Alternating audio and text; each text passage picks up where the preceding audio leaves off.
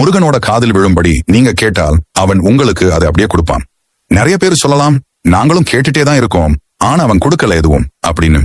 உங்களுக்கு முருகன் ரொம்ப பிடிக்கும் அப்படின்னா லைக் அண்ட் சப்ஸ்கிரைப் பண்ணிட்டு கமெண்ட்ல என்றும் முருகன் துணை என்று சொல்லவும். இறைவன் வெளியிலிருந்து வரும் எந்த பொருளையும் தனக்கென அவன் ஏற்றுக்கொள்வதில்லை. நாமே தயாரித்து ஒன்றை கொடுத்தால் அதை இறைவன் ஏற்றுக்கொள்வான். நிறைய பேர் சொல்லலாம், நான் கூடை கூடையாய் பூ வாங்கிட்டு போனேன், நான் அப்படி அபிஷேகம் செய்தேன், இப்படி அபிஷேகம் செய்தேன் என்று எல்லாம் சொல்லலாம்.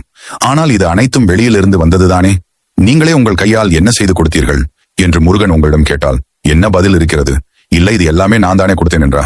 பணம் மட்டும் இருந்தால் யார் வேண்டுமானாலும் எதையும் முருகனுக்கு செய்யலாம். அது எப்படி நாமே உருவாக்கி அவனுக்கு கொடுக்க முடியும் என்று யோசிக்கிறீங்களா?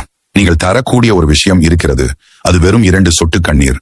அதை தவிர வேற எந்த விலை உயர்த்த பொருள் ஒன்னும் முருகனுக்கு தேவையில்லை. அது மட்டும்தான் நம்மளால உருவாக்க முடியும். அதுக்காக நாம் பணத்தை செலவு பண்ணவும் தேவையில்லை. நினைத்து நினைத்து உருகி உருகி முருகனை மனதில் நினைக்கும் போது கண்ணிலிருந்து வரும் அந்த 2 சொட்டு கண்ணீர் அவன் திருவடியில் விழும் பாருங்க. அப்போ நீங்க சொல்வதற்கு முருகன் செவி சாய்ப்பான். இப்படி மட்டும் முருகனை கூப்பிட்டால் நம் குரலுக்கு அவன் ஓடி வருவான்.